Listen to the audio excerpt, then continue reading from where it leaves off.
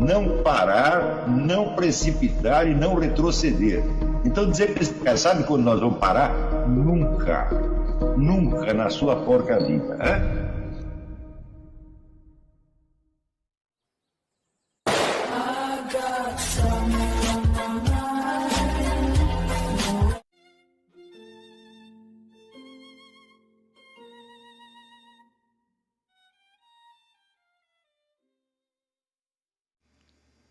E aí pessoal, tranquilo? Então vem aqui antes do vídeo começar, pedir para vocês se inscreverem, quem não for inscrito, compartilhar, curtir, comentar. Quem puder seja membro do canal, que isso ajuda bastante. Tem também o link do Apoia-se. Quem puder ajudar nosso canal e apoiar financeiramente vai ser muito bem-vindo. Mas o mais importante é transmitir o conteúdo e os conhecimentos do professor Olavo de Carvalho para mais e mais brasileiros. Então compartilhe e ajude aí nossa causa. Muito obrigado a todos os membros, apoiadores do canal. Fico muito feliz. Tenho certeza que a gente está no caminho certo. Então fiquem com o vídeo e até mais. Valeu! Então, trata-se daquele fenômeno que eu já descrevi, e que é também tipicamente brasileiro, do sujeito usar uma palavra pela impressão emocional que a própria palavra causa. Quer dizer, a própria palavra gera uma reação emocional pelo fato de ela ter sido usada reiteradamente da mesma maneira. Quanto mais usar nesse mesmo sentido, mais o efeito emocional é automático, sem que seja necessária a mínima referência à coisa que a palavra supostamente designa. Porque se você acostumou, vamos dizer, com a ideia de que retórica é uma técnica, né, elegante de mentir, né, então você, claro que a palavra vai causar um efeito negativo, ou pelo menos ambíguo, tá certo? E você conta com isso. Né? Eu digo, bom, mas isso tem algo a ver com a retórica propriamente dita? Eu falo, não tem nada a ver. Né? Quer dizer, em primeiro lugar, a retórica se torna uma erística. O que é a erística?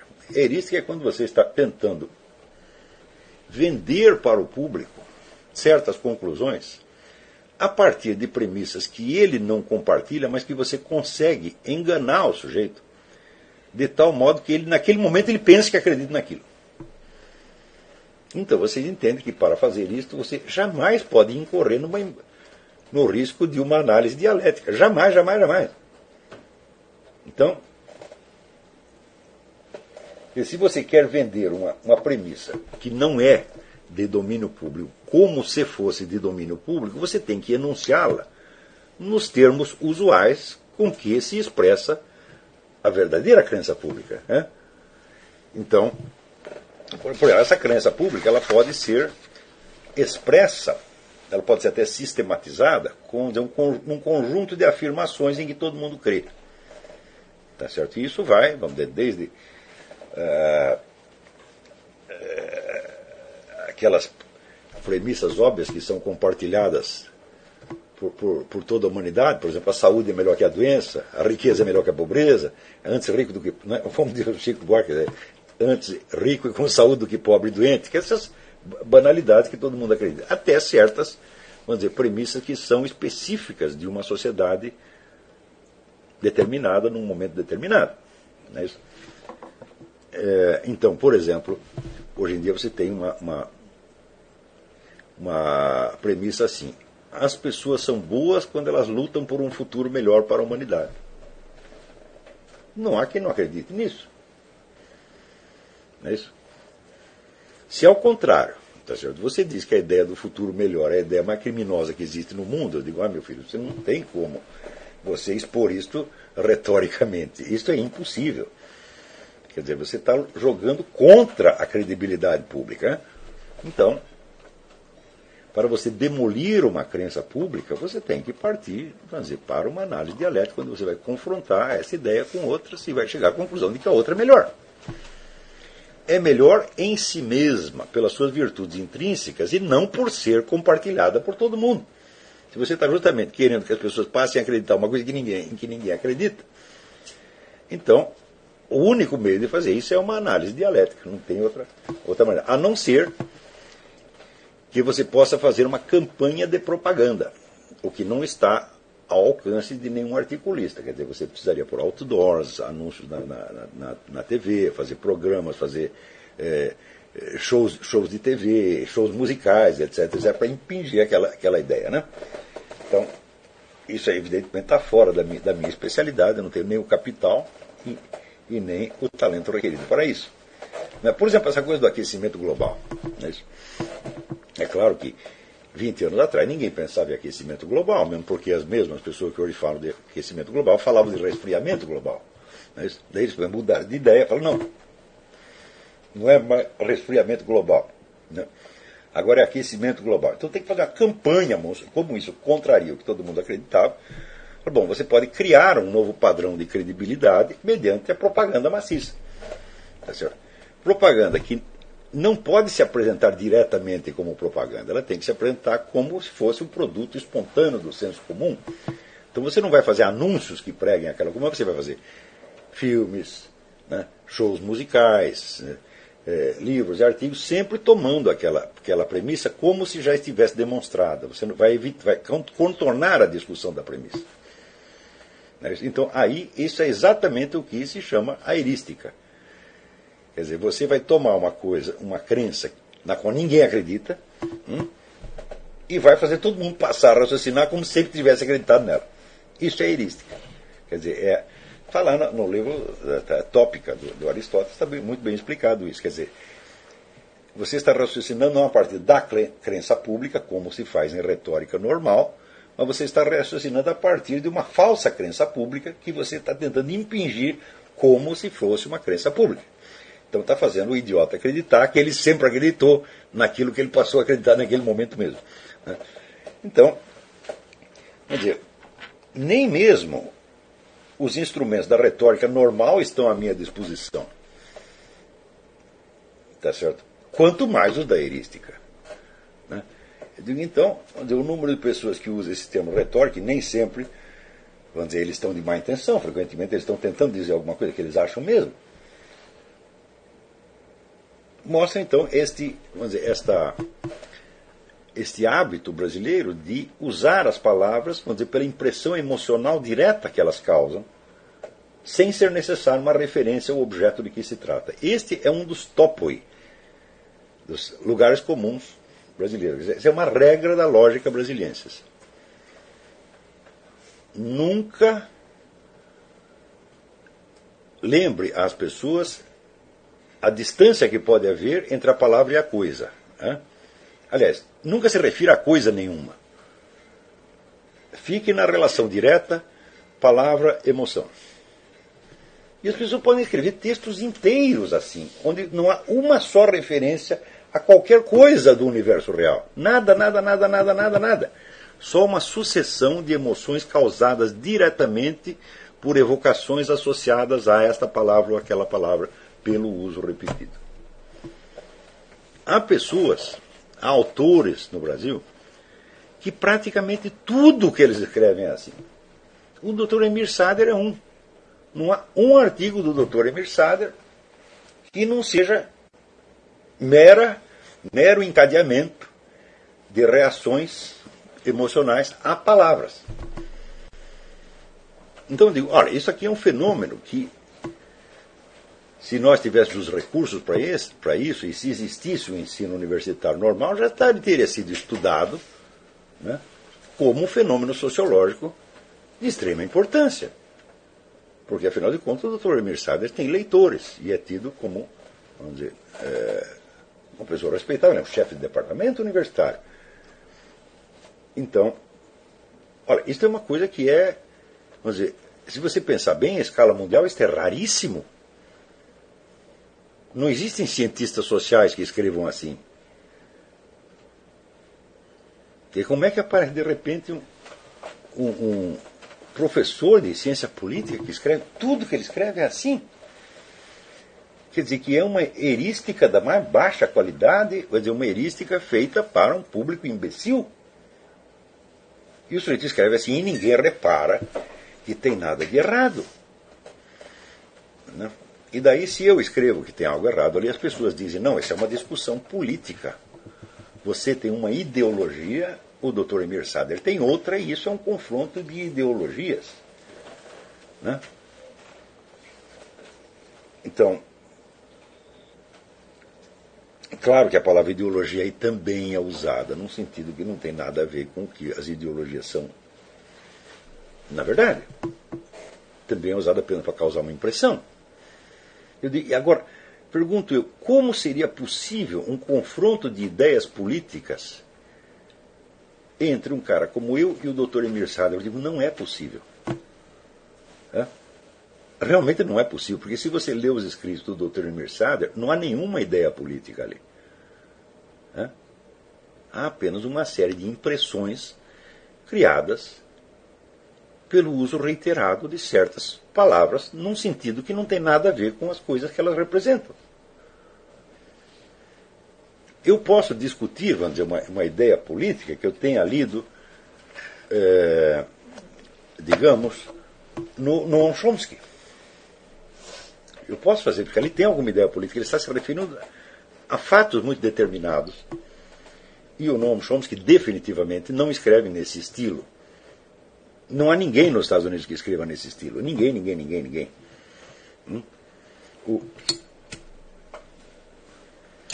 É claro que o que eu estou dizendo do Dr. Emir Sader não se refere absolutamente às ideias políticas dele. Não é possível expressar uma ideia política na linguagem com que ele escreve. Outro topos característico dos escritos do Dr. Emir Sader é, vamos dizer, a simples inversão de frases. Ele pega uma frase que ele lê em algum lugar, inverte, e ele acha que disse alguma coisa. É como criança, sabe? Quer dizer, uma criança xinga a outra e daí o outro responde. Quem fala é que é. E, bom, se você acha que isso é um argumento, é porque você não tem a menor ideia do que seja um argumento. Então, esse não é um argumento nem mesmo retórico, tá certo? Nem mesmo erístico. A erística, afinal de contas, é uma técnica. Então, analisando o escrito do Dr. Emir Sader, da própria Marilena Chauí, que é uma filósofa profissional, e, para não dizer que é tudo turma da esquerda, analisando de Rodrigo Constantino e essas figuras, Janer Cristaldo, e outros conservadores, liberais, etc., a gente vê que isso é generalizado. Então, isso quer dizer, o debate público brasileiro virou uma hipnose verbal mútua, onde nada pode ser analisado. As coisas só funcionam se não for analisado, porque é como uma mágica, né? Você analisa a mágica e acabou o efeito da mágica. Então, um está tentando vender a mágica daqui, outro está tentando vender a mágica de lá, mas é tudo mágica no fim das contas. E isso é um uso infantil da linguagem, é um uso fetichista da linguagem.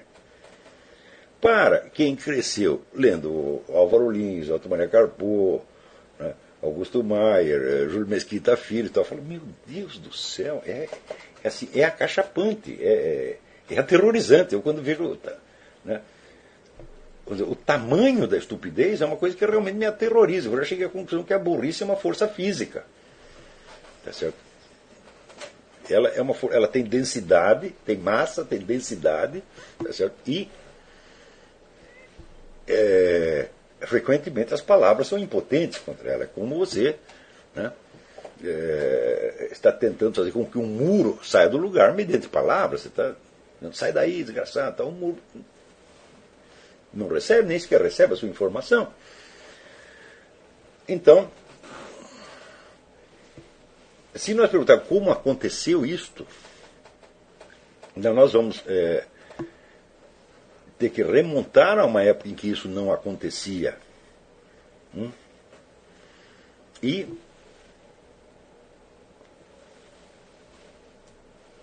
aí nós vamos reparar o seguinte, que havia nos anos 40, de 40 a 60, aliás, de 30 até 60, você tinha um ambiente de alta cultura, né, onde você podia até ter divergências políticas e ideológicas. De certo modo, A alta cultura brasileira tinha até um lugar geográfico onde ela podia ser observada, que era a Livraria José Olímpio, onde se encontravam, vamos dizer, quase que diariamente os principais escritores brasileiros, porque estava todo mundo no Rio de Janeiro. Quem não vivia no Rio de Janeiro ia para lá com frequência. Né? Então ali você encontrava, sei lá, o Graciliano Ramos, o Maria Carpo, o Augusto Frederico Schmidt, Jorge Amado, todo mundo lá. Né? E ali você tinha discussões que podiam até se tornar muito, muito intensas. Diz que várias vezes o Otto Maria Carpo quis voar na goela de um. O Otto Maria Carpo tinha esse problema, que ele era gago, então ele, por escrito, argumentava muito bem, mas oralmente ele se atrapalhava, então ele achava que era mais fácil descer um guarda-chuva na cabeça do outro, voar na goela dele, entendeu? Então, mas de qualquer modo, o ambiente não era destruído por isto. As pessoas não se afastavam daquele lugar porque tinham uma divergência. Então, do mesmo modo, quer dizer, a mesma confrontação de ideias que aparecia naquele lugar era o que aparecia nas revistas acadêmicas, nos suplementos literários e nas conversações cultas de modo geral. Havia tudo isso, mas por baixo disso, e numa espécie de submundo, né, existia, vamos dizer, as operações de pura difamação inventadas para fins políticos. E nisso aí eu lamento informar, a culpa disso foi inteiramente da turma da esquerda. Quem fez isso foi a turma do Partido Comunista. Então, para o pessoal do partido, toda essa discussão intelectual é puramente instrumental. Quer dizer, o objetivo deles é a conquista do poder. Você pode se utilizar da alta cultura como uma espécie de uma sementeira onde você vai lançar lá, tentar produzir os efeitos que lhe interessam, tá certo? Mas você não está interessado em alta cultura, você está interessado na conquista do poder. Então a alta cultura ela se torna uma consideração secundária, embora possa haver pessoas dentro do meio comunista que tenham um verdadeiro respeito pela alta cultura e que até acreditam que a forma mais perfeita de alta cultura é o comunismo. Né? Mas, vamos dizer, para a militância, para o pessoal que está organizado politicamente, não é isso que interessa. Então, a gente vê que naquela época houve certas operações de difamação que foram, é claro, maciçamente rejeitadas pelas pessoas cultas, tá certo? Mas que para a raia miúda, militância, estudantes, etc., podia funcionar. Uma delas foi a que se voltou contra o próprio Otto Maria Carpo.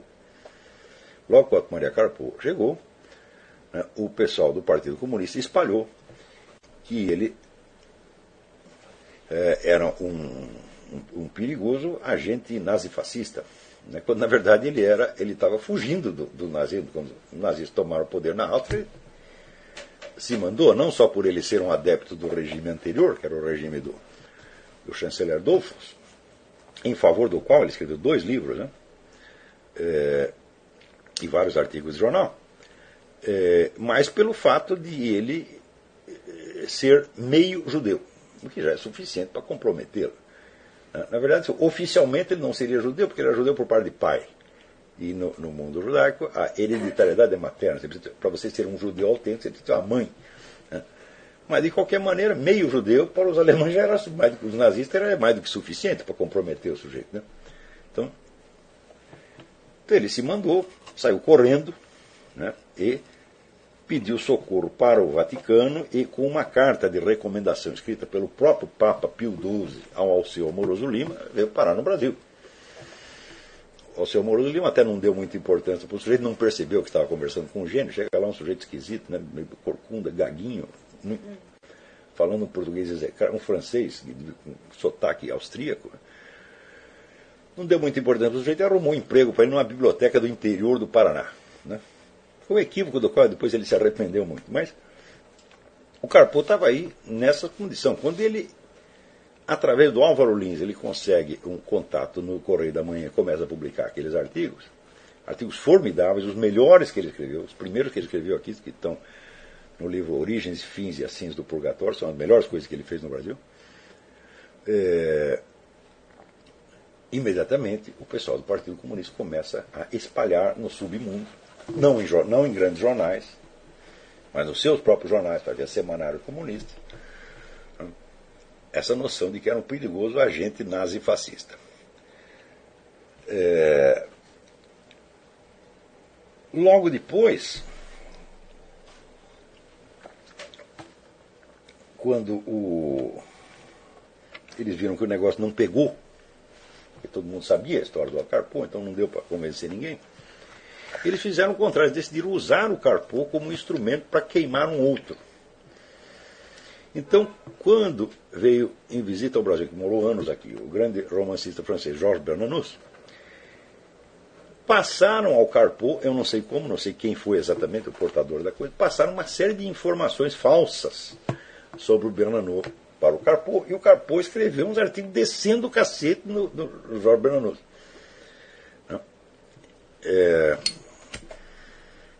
Então você vê que a própria vítima da difamação podia ser usada para difamar um outro, porque esse pessoal está em toda parte e ele sempre tem meios de fazer, né, através de uma pessoa mais tida como mais respeitável, fazer uma falsa informação chegar onde eles quiserem. Esse tipo de procedimento, na época, era considerado totalmente ilegítimo, era considerado um vexame terrível alguém participar de uma coisa dessa. Né?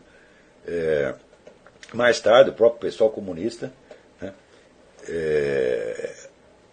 achou abominável essa atitude dos colegas deles da outra geração. E, enfim, a coisa toda ficou tudo limpo depois. Né? A questão do Bernanos não se esclareceu até agora. Quem descobriu isso aí fui eu nas minhas pesquisas. Não, até hoje não se escreveu nada a respeito desta fofoca na qual o Carpo foi usado como instrumento. A primeira sim foi esclarecida e limpa. Essa aqui não foi limpa até hoje.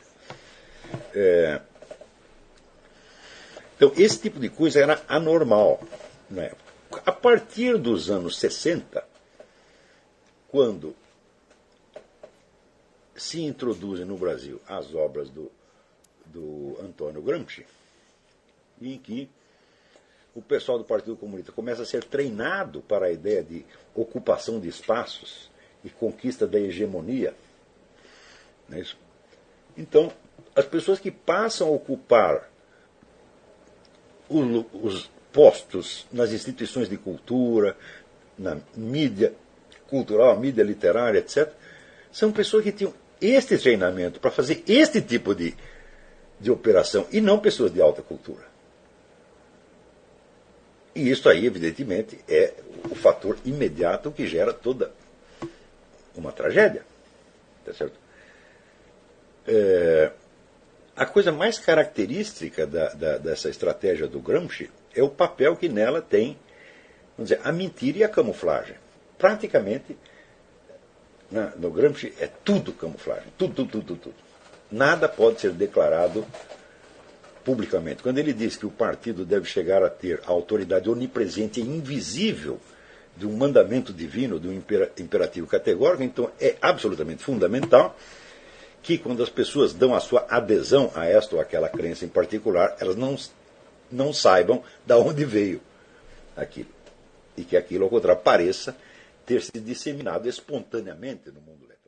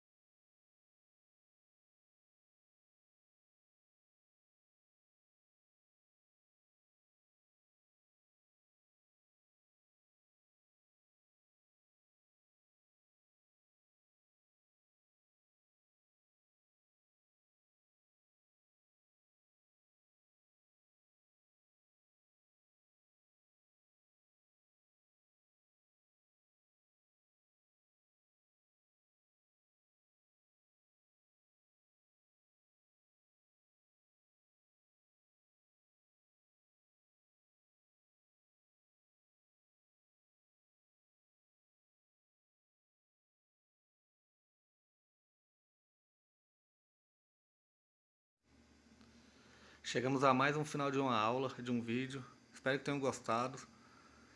Quem não se inscreveu ainda, se inscreva, compartilhe, comente. Ajude o nosso canal, apoie, seja membro. E ajude o nosso canal a chegar a cada dia a mais brasileiros que precisam muito do conhecimento do professor Olavo de Carvalho. Então é isso aí, fique com Deus, até o próximo. Valeu!